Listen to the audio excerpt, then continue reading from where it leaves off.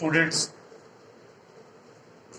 today I am telling you the types of questions which you get in science. किस किस तरह के question आपको मिलते हैं और उनको टेकअप कैसे किया, कैसे उनको सॉल्व करना चाहिए, उसके बारे में कुछ हम टिप्स आपको बताएंगे. आपने भी एक chapter chemical reaction and equations को कंप्लीट कर लिया है, where you have started with the physical change, chemical change एक रिवर्सिबल चेन था, उसी को हमें देखना है. उस केमिकल चेन में नए प्रोडक्ट्स बनते हैं रिएक्टेंट्स की हेल्प से, जिसको हम लोग केमिकल रिएक्शन कहते हैं. रिएक्शन को रिप्रेजेंट करने के लिए हमने केमिकल इक्वेशन सीखी, जहाँ पर सिंबल फॉर्मूले का यूज़ किया. फिर एक बैलेंस इक्वेशन बनाई हमने, उसको देखा बैलेंस क्यों है, क्या रीज़न है उसका. उसके बाद में आपने टाइप्स ऑफ केमिकल रिएक्शन देखे, combination, decomposition, displacement, double displacement, oxidation, reduction, ये सब रिएक्शंस, टाइप्स ऑफ रिएक्शंस आपने देखे. फिर हमने आपको बताया रेंजिडिटी और कोरोजन के बारे में, उनके प्रिवेंशन के बारे में. Then at the last we had gone through the exothermic and endothermic reactions, जहाँ एनर्जी रिलीज और ऑब्जॉर्व हो रही थी. तो अब ये इतना करने के बाद में आपको ये देखना है कि जो आपने कंटेंट पढ़ा, याद किया, अब वो क्वेश्चंस में किस तरह से यूज होने वाला है. तो एक नए तरह के क्वेश्चन आपको आजकल मिलते हैं, असर्शन रीजन टाइप क्वेश्चन. आइए देखते हैं है क्या ये, कैसे इनको टेकअप करना चाहिए. असर्शन का मतलब होता है कि स्टेटमेंट, बिलीफ, एक हमारा प्रोक्लेमेशन क्या है. हम कुछ स्टेटमेंट देंगे, कुछ बताएंगे किसी इवेंट के बारे में, किसी प्रोडक्ट के बारे में, एक जनरल स्टेटमेंट हम देते हैं. दूसरा में वर्ड लिखा हुआ रीजन. रीजन का मतलब जो हमने स्टेटमेंट दिया है उसको फिर एक रीजन के हेल्प से उसको हम एक्सप्लेन भी कर देते हैं. तो इस तरह के क्वेश्चन जो हैं वो कहलाते हैं असर्शन रीजन टाइप क्वेश्चंस. अब यहाँ पर आपको इस क्वेश्चन में लिखा हुआ है, असर्शन में इसको ए से रिप्रेजेंट करते हैं, रीजन को आर से रिप्रेजेंट करते हैं. Rusting does not take place in dry air. ठीक है, रस्टिंग ड्राई एयर में नहीं होती है. Rusting is an oxidation reaction. ये भी ठीक है कि आयरन जो है वो आयरन ऑक्साइड में बदल जाता है, साथ में कुछ वाटर मॉलिक्यूल भी एडअप हो जाते हैं.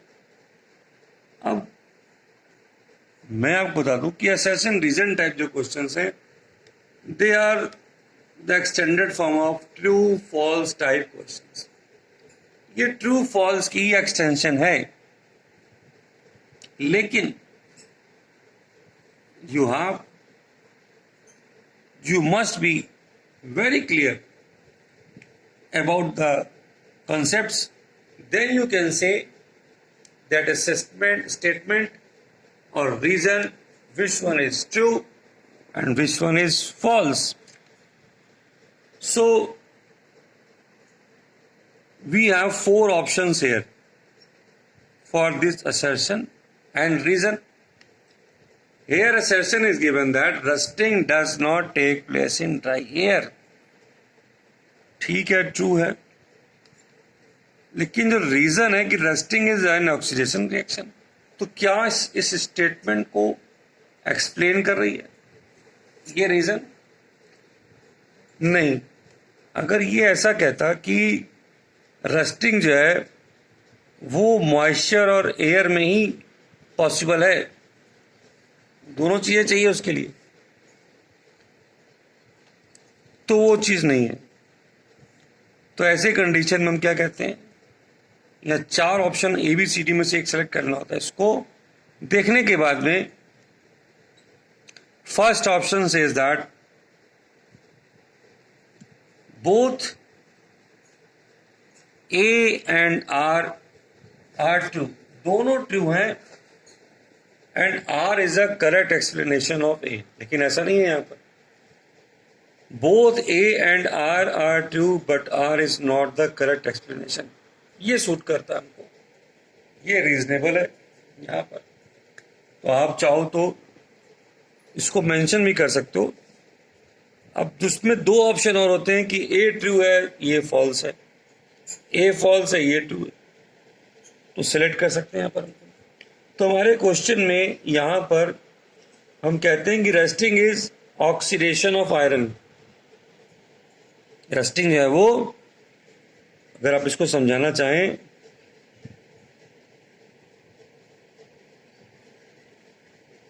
ऑक्सीडेशन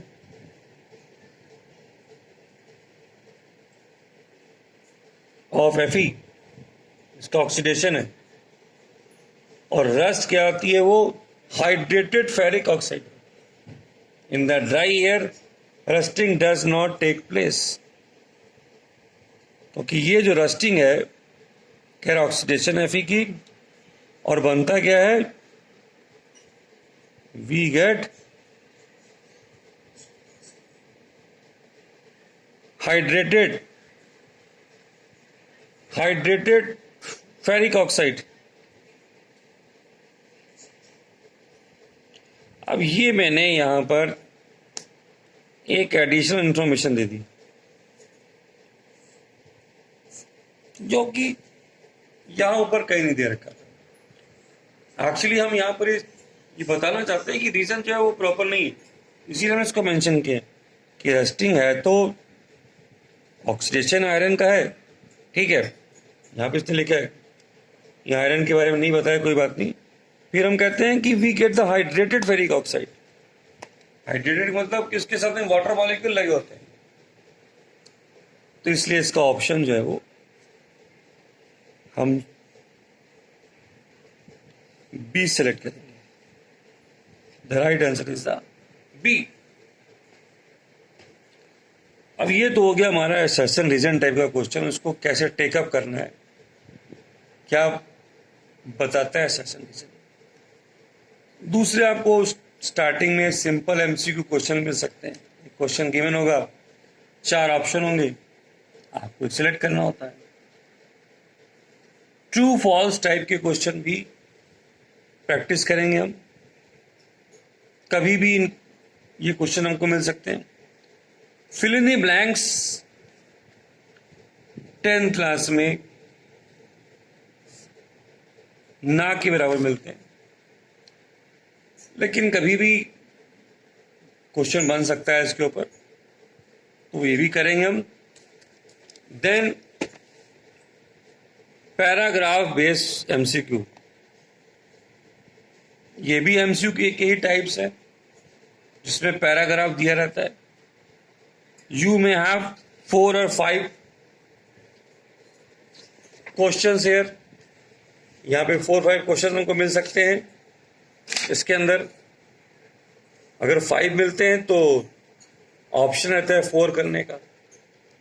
4 ही है तो उस कंडीशन में सब करने होंगे, सारे क्वेश्चन इसके करने होंगे। इसके अलावा आपको वेरी शॉर्ट टाइप क्वेश्चन मिलते हैं 1 मार्क्स के, जिसको 5-6 वर्ड्स में या 1 लाइन में एक्सप्लेन करना होता है। शॉर्ट टाइप क्वेश्चंस 2 मार्क्स के क्वेश्चन होते हैं, जिसको आप 3-4 लाइनों में एक्सप्लेन कर देते हैं, ये शॉर्ट टाइप हो जाता है, 2 मार्क्स के हैं। फिर लॉन्ग आंसर्स हमको देने होते हैं 5 मार्क्स के। इस पर ध्यान रखिए, जो पैराग्राफ मैंने यहाँ मेंशन किया है, अभी तक का जो पैटर्न सीबीएसई ने दे रखा है, हमको 4 पैराग्राफ देती है और 4 क्वेश्चन करने होते हैं। तो मतलब 16 मार्क्स के क्वेश्चन हमारे पैराग्राफ के ही होते हैं। 16 क्वेश्चन जो पैराग्राफ से आते, तो ये सेक्शन बहुत इंपॉर्टेंट हो जाता है कि आपको चैप्टर्स की नॉलेज अच्छे से हो, तभी आप इसको भी और रीजनिंग असेसमेंट को कर सकते हैं। ये जरूरी है। Okay, now let us move. एक पैराग्राफ टाइप क्वेश्चन हम देखते हैं क्या कहता है ये। व्हेन सोडियम हाइड्रोक्साइड, अब यहां जो भी केमिकल आएगा, सोडियम हाइड्रोक्साइड केमिकल आएगा, इसका नाम हमको, इसका फॉर्मूला हमको पता होना चाहिए, सोडियम हाइड्रोक्साइड। फिर क्या है, this solution is added to ferrous sulphate, ferrous sulphate में हम इसको ऐड कर रहे हैं।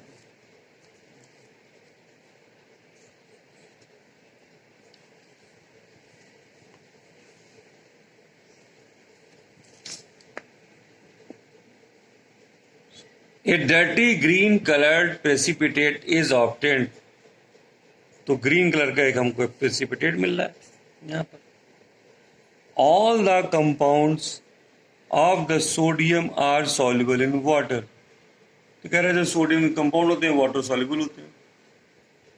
Predict the composition of PPT, कह रहा है प्रेसिपिटेट कैसा बनेगा यहाँ पर, चूंकि हमने यहाँ देखिए अगर इसकी हम रिएक्शन पहले लिख लेते हैं तो ज्यादा अच्छा रहेगा उसको बताने के लिए। राइट द केमिकल रिएक्शन, हमने NaOH लिया है यहां पर, ठीक है, NaOH लिया है और इसकी रिएक्शन हो रही है फेरस सल्फेट,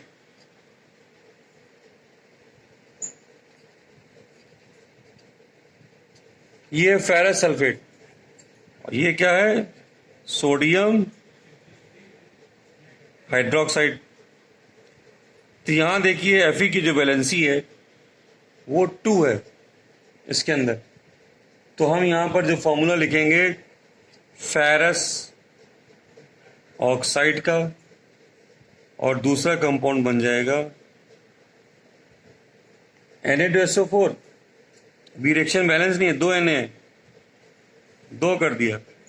अब देखिए रिएक्शन बैलेंस रिएक्शन हमारी बन गई। इस रिएक्शन की हेल्प से जो फर्स्ट पार्ट है, द प्रेसिपिटेट हमें कौन सा मिल रहा है यहां पर, कह सकते हैं the precipitate is FeOH2 ferrous hydroxide, ये है ferrous hydroxide. What type of reaction is involve, कह रहे किस तरह की रिएक्शन है ये, तो देखिए सल्फेट आ गया सोडियम के साथ में, OH चला गया Fe के साथ में,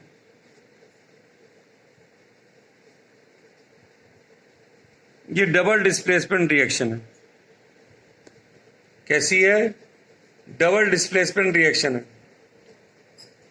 फिर कहते हैं आइडेंटिफाई द प्रोडक्ट्स, अब प्रोडक्ट्स कौन कौन से बने, तो फेरस हाइड्रोक्साइड बना है और सोडियम सल्फेट। नाम लिखेंगे, फॉर्मूले तो मैंने यहां पे लिख दिए हैं, फेरस हाइड्रोक्साइड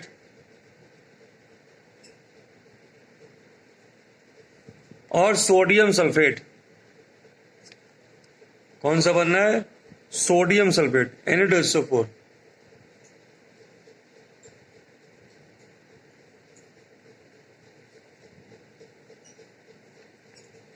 ये बन गया, सोडियम सल्फेट बन गया। तो यहां पर हमने चारों ऑप्शंस यहां पर मेंशन कर दिए क्या हैं। अब आपने देखिए 2 तरह के क्वेश्चन, some in the previous classes I have also given the paragraph type and the reasoning assessment type, मैंने दोनों टाइप के क्वेश्चन आपको दिए। So you must be ready for these type of questions। अभी तक इस तरह के क्वेश्चंस को आप कम करते हो, now you have to work hard on these questions also। तो हमने यहां पर देखिए जो पैराग्राफ था वहां से क्या क्या निकाला। Sometimes you will get the small information from the paragraph, the rest of the thing you have to write from your knowledge and whatever you have prepared learn in that chapter. Here the statement says sodium hydroxide added to the ferrous sulphate. तो हमने यहाँ पर बजाय पहले part को answer करने के, जो इसकी रिएक्शन थी मैंने पहले उसको लिख लिया, तो कई चीज़ें इजी हो गई। सोडियम हाइड्रोक्साइड ये हो गया हमारे पास, ये फेरस सल्फेट हो गया, ये फेरस हाइड्रोक्साइड, और ये सोडियम सल्फेट। इनको हमने पहले मेंशन कर लिया। इनको पहले मेंशन करने से हमारा जो है वो इजी हो गया इसको एक्सप्लेन करना।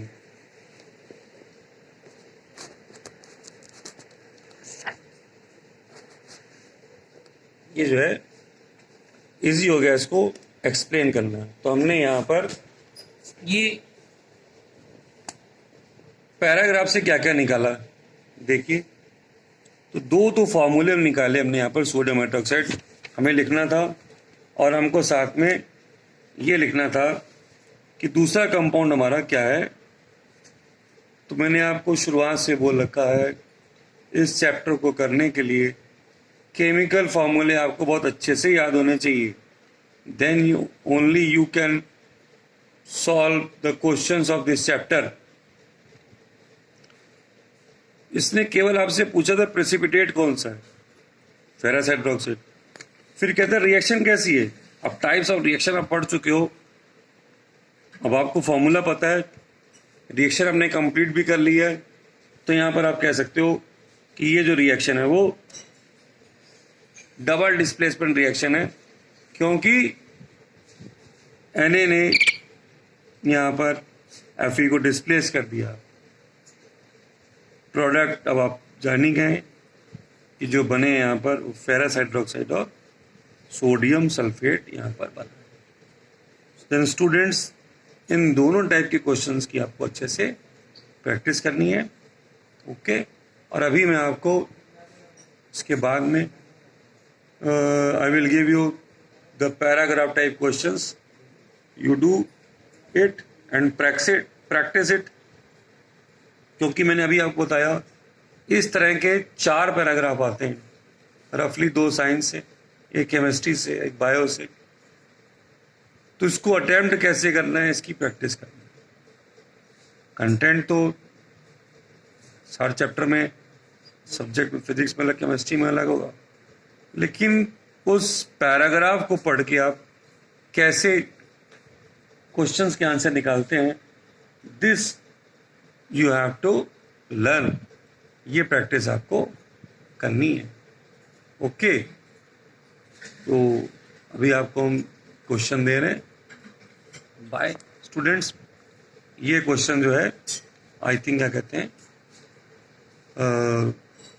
थोड़ा प्रैक्टिस मांगते हैं आपसे, और चैप्टर लेकिन आपको अच्छे से स्टडी होना चाहिए, तभी कर सकते हैं हम इसको।